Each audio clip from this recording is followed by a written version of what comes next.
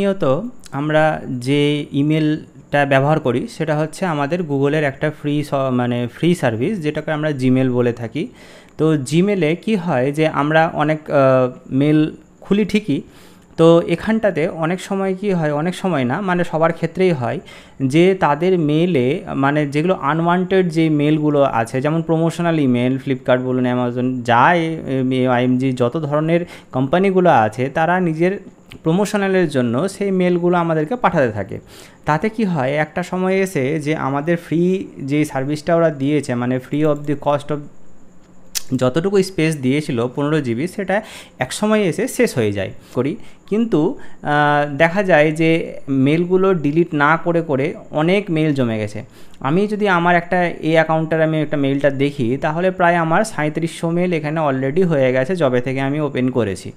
তাতে এখান থেকে আমি দেখতে পাচ্ছি যেগুলো আমি কোনো দিন চাইও নি, মানে আমি এদেরকে কোনো দিন অ্যাক্সেস দিইনি, তবুও এগুলো এই সব জায়গা থেকে আমার কাছে কিন্তু মেল আসছে। তো এই সব মেলকে একভাবে রিমুভ কি করে করব সেটা আমি আজকে দেখব। আর সবথেকে বড় কথা হচ্ছে যে এই প্রমোশনাল মেল এইখানটাতে আমাদের একটা ট্যাব করে দিয়েছে, যদিও গুগল থেকে আপডেটের পরে, তবুও এই আমাদের ইনবক্সে কিন্তু অলরেডি অনেক মেল থেকে যায় যেগুলো আমাদের দরকার হয় না। আচ্ছা, প্রমোশনাল মেল চিনব কী করে? তো মোটামুটি সব প্রমোশনাল মেলে আমি যদি ধরুন এটাই আছে, তাহলে এখানটাতে আমি ক্লিক করলে এদের যেই মানে জায়গাটা থেকে মেলটা এসছে তার পাশে আনসাবস্ক্রাইব এই কথাটা থাকবে, তাছাড়া অথবা নিচের দিকে তাদের আনসাবস্ক্রাইব কথাটা থাকবে। তো আমি যদি পার্টিকুলার এই জায়গাটা থেকে আনসাবস্ক্রাইব করতে চাই, তাহলে আমি এখানটাতে জাস্ট ক্লিক করব এবং আনসাবস্ক্রাইব করে দিব।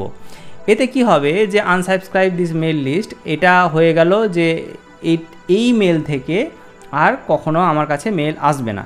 কিন্তু ব্যাপারটা হচ্ছে এই মেল থেকে তো আমার আগে অনেক মেল এসছে যেগুলো আমার ওখানটাতে ভর্তি হয়ে আছে। তো একটা প্রসেস যদি আমার পার্টিকুলার কোনো জিনিসকে আমার যদি একটা করে করতে হয়, তাহলে আমি সেইটার কোম্পানির উপরে যাব এবং আনসাবস্ক্রাইব বাটনে ক্লিক করব, আনসাবস্ক্রাইব করে দিব। কিন্তু আমি চাইছি যে সমস্ত যতগুলো প্রমোশনাল মেল আছে সেই মেলগুলোকে আমি এক জায়গাতে আনবো এবং সেখান থেকে একবারে ডিলিট আমি করতে যেতে পারি। তো সেই অপশানটা আমাকে করতে গেলে আমি যে মেল সার্চ মেল যে অপশানটা আছে এই ঠিক জায়গাতে এখানে শো ইচ অপশান এই জায়গাটা আছে। তো এখানটাতে আমি ক্লিক করব। ক্লিক করে যাওয়ার পরে এই যে হ্যাজ দ্য ওয়ার্ডস এইখানটাতে আছে, এখানটাতে আমি কি খুঁজবো? আনসাবস্ক্রাইব কথাটা খুঁজবো।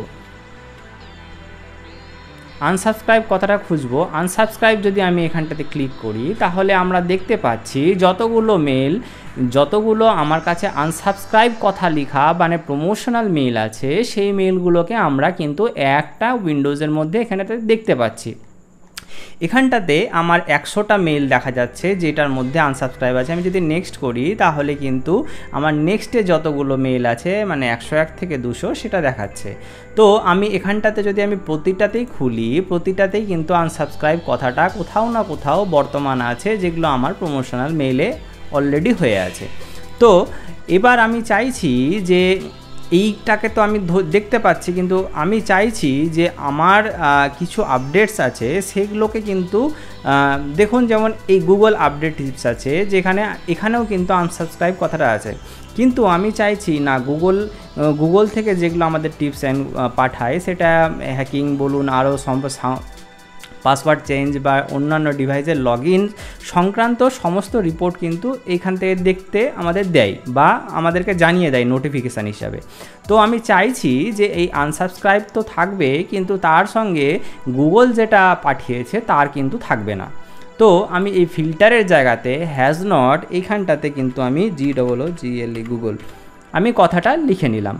এবার দেখুন, আমি যদি সার্চ করি, তাহলে আনসাবস্ক্রাইবের মধ্যে সেই গুগলের যে জায়গাটা ছিল সেই জায়গা থেকে ও গুগলটাকে বাদ দিয়ে বাদ বাকি যতগুলো আছে সবগুলোই কিন্তু এখানে আমাকে দেখিয়েছে, কিন্তু গুগলটাকে সরিয়ে রেখেছে।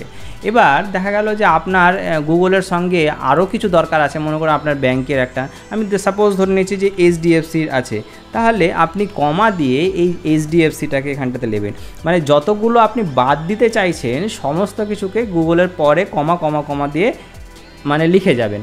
তাতে কি হবে? তাতে হবে যে আনসাবস্ক্রাইব কথাটা থাকবে, কিন্তু যেগুলোর মানে আমার পার্সোনাল মনে করেন এইচডিএফসি ব্যাঙ্কে যদি থাকে তাহলে এইচডিএফসি ব্যাঙ্ক আছে, এবং তার সঙ্গে এই যেগুলো মেইলগুলো গুগলের যে মেলগুলো আছে সেটাকে বাদ দিয়ে যত প্রমোশনাল মেল আছে সেইগুলোকে আমি শর্ট আউট করতে পারছি। আচ্ছা, এটা তো হয়ে গেল। এবার আমাকে যেটা করতে হবে এইটাকে অল সিলেক্ট। এখানে যদি আমি সিলেক্ট করি তাহলে এখানটাতে আমাদের ম্যাক্সিমাম কিন্তু 100 মানে 100টা আমার শুধু এখানটাতে সিলেক্ট হবে। এবার আমি চাইছি যে এই 100টা না, 100টার বেশি মানে যতগুলো প্রমোশনাল ইমেল আছে আমি যদি এখানে ক্লিক করি তাহলে কিন্তু আমি 100টার উপরে আমি এখানে দেখতে পাচ্ছি, বা যতগুলো হয়ে আছে সেইগুলো সমস্ত কিছু আমি দেখতে পাচ্ছি যে এখানে অনেক মেইল আছে।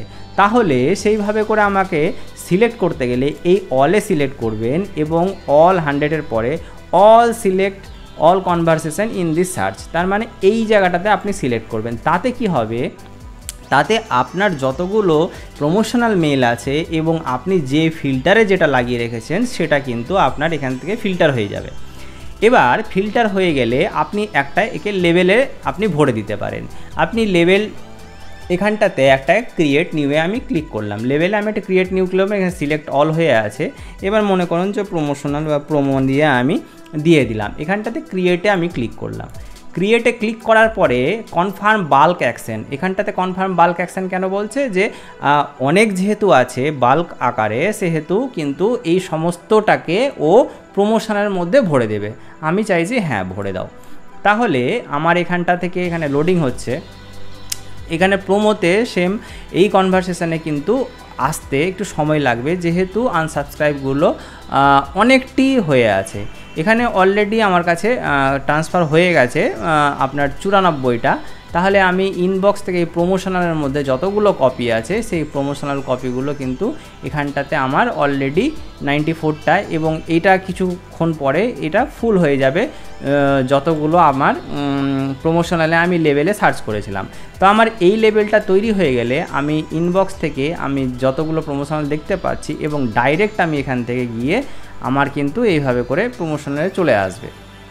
এতে কি হবে যে আপনি এই প্রমোশনালটাকে জাস্ট ক্লিক করে আপনি চাইলেই এই যে ডিলিট অপশান একদম আপনি এখান থেকে ডাইরেক্ট ডিলিট করতে পারবেন। আশা করি এইভাবে করে আপনারা করলে আপনাদের যত জাঙ্ক মেইল আছে একবারে কিন্তু আপনি ডিলিট করতে পারবেন। এখানে 100টা কনভারসেশন ট্র্যাশের মধ্যে চলে গেছে, মানে ট্র্যাশ মানে হচ্ছে আমাদের রিসাইকেল বিন। তাহলে ট্র্যাশের মধ্যেও আমি এখানটাতে গিয়ে দেখতে পাচ্ছি যে এতগুলো আমার চলে গেছে। আমি চাইলে এখান থেকে ডিরেক্ট পার্মানেন্টলি ডিলিট করতে পারি অথবা অটোমেটিকলি 30 ডেজে ডিলিট হয়ে যাবে। আশা করি এই ভিডিওটা আপনাদের হেল্পফুল হবে। আজকের জন্য ধন্যবাদ, নমস্কার।